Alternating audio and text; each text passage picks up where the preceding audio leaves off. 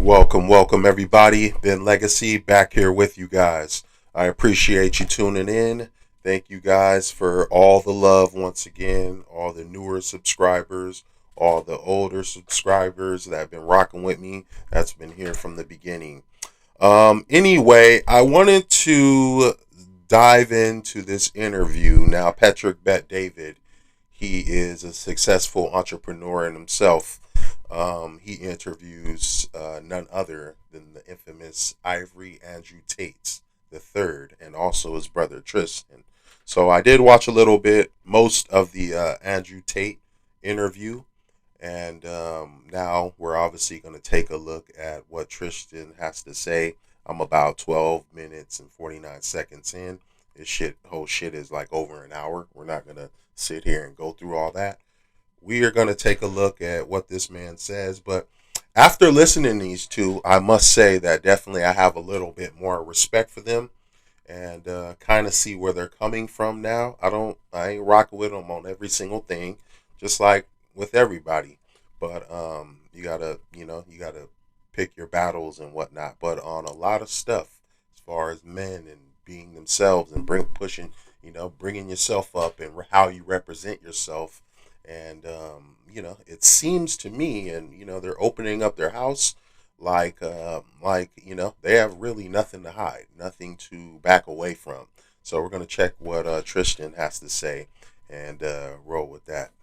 You keep fighting because I was helping to support his kickboxing career. One day Andrew looks at me and he says, "You know what, Tristan, I'm just going to start selling for the same company you're selling for. We can bring $2,000-3,000 into the house a week. We'll have a good life. We'll make money." And I said, "Andrew, no, you can't do that. You can't do that because if you are spending all your time chasing sales leads and knocking on people's doors like I am, then you're never going to find the time to discover something better, to discover something that's going to take us out of this crappy apartment. It's going to take us out of this crappy life." So even back then, when I was willing to work away selling windows instead of kickbox, because I got paid almost nothing. I was the European champion at my height. My most I ever got paid was £1,000 a fight. I knew that wasn't the financially viable option for me. I was willing to sell windows to let Andrew continue to have time to train, but also have time to think. So now everyone's like, "Oh, well, he's the face of this online persona, and you guys make a lot of money for it." I'm like, I'm fine behind the scenes. I'm perfectly happy. I'm not missing anything from my life with my 2 million Twitter followers. I need 6.8 million to fulfill. People will often try to, I guess, pit me against Andrew, which is the stupidest idea in the world. But they'll say stupid things to me like, "Your brother's more famous than you." And I'll say, "Yeah, my brother's more famous than you." Like, well, what's the big deal? If your brother were Mike Tyson, for example, and someone said your brother's a better boxer than you, you'd be like, "Yeah, my brother's Mike Tyson." What it's this strange type of jealousy and envy that I think a lot of men can't cope with, that makes them drag each other down like crap. He is not lying about that. That is 100% facts right there. The strange type of jealousy that one man has for another, that they want to diss him in front of the family or friends to bring him down to make yourself look good. That's his brother he's talking about. They have a complete unbreakable bond, and nobody's gonna fuck with that. Nobody's gonna come in between that. That's what fucking Tristan is talking about. That nigga is his ride or die. He's his ride or die. And that shit, case closed, point blank, period. Crabs in a bucket.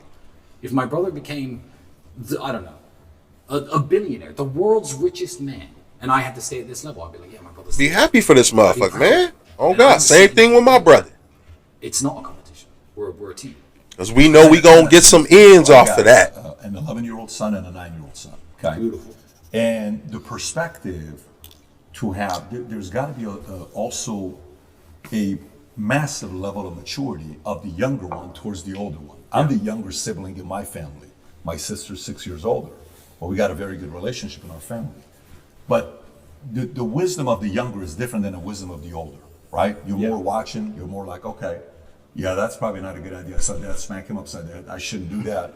Okay, wow, that's pretty good. That leads to good praise, or that's good. Yeah, I don't like that. I have no interest in that. Okay, it's pretty. I would have probably done it this way, but I get it. So you have a different optic, right, to see different things. At what point was it when you're coming up and you guys are, you were talking outside and you're like, hey, we're so competitive that, hey, 6 years ago, the whole prank concept. Man, they we're puffing pranks on always these done. cigars, We're a big boy. prank family ourselves. When was it, and even maybe from your pops, did dad drive you guys to compete against each other, or did dad drive you guys to compete against the world? What was his selling point to the two of you? I don't think it's something that we learned from my father. Okay. My father didn't have a brother or another guy in his life who were close like me and Andrew. I think it's something that happened organically. And it's not so much competition against each other in terms of what I can do and he can. Tristan always looking G'd up. That fool don't even look like he spent a fucking day in jail.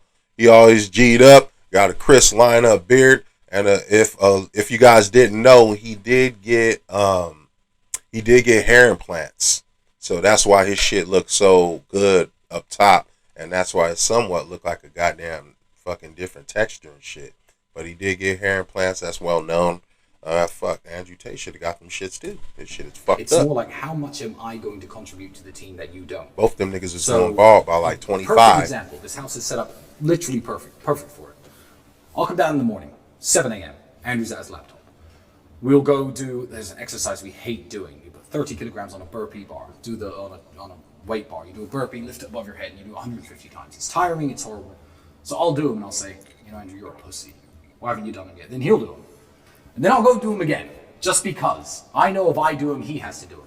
That's not, people could see it as two men competing against each other, or you could see it as two men within the same house getting stronger and pushing each other. Making each other better. Making each other better. When we're racing around racetracks, we're both, I guess, professionally trained drivers. We have lots of track experience, lots of road experience. The fact that he will drive faster than me will inspire me to do better in myself. He's not lying, and that type of mentality they have in football as well. That's why I say they draft a new rookie, i.e. fucking Aaron Rodgers and the Love guy. When they drafted that dude, it kind of pushed Aaron Rodgers, even though he's great, it pushed him to a whole nother motherfucking level to be better.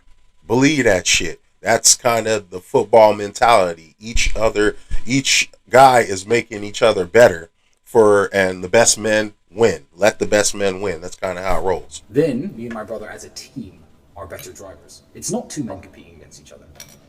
It's us against the world, but that's something that happened very organically. And he's always been the better kickboxer. I'm bigger maybe I'm probably fatter, but I've certainly got some muscle as well.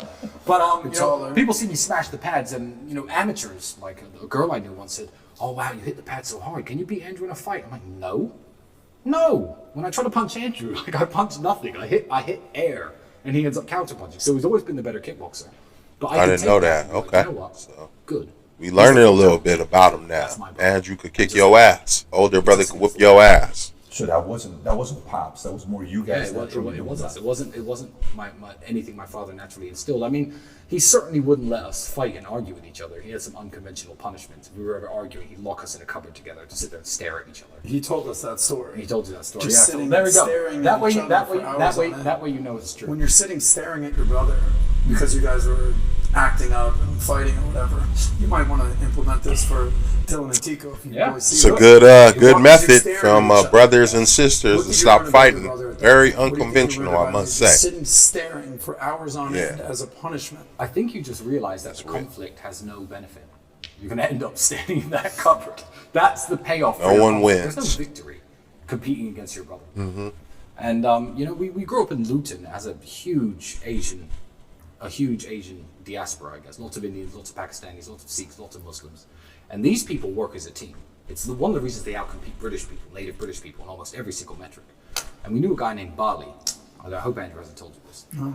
So he was a lawyer, probably £50,000 a year, and he drove a $400,000 Ferrari, a £400,000 Ferrari, and a £500,000 Rolls Royce sometimes. And we were saying, like, do you think Bali's a drug dealer? What do you think he's up to? And me and Andrew at the time, had quite a close brotherhood.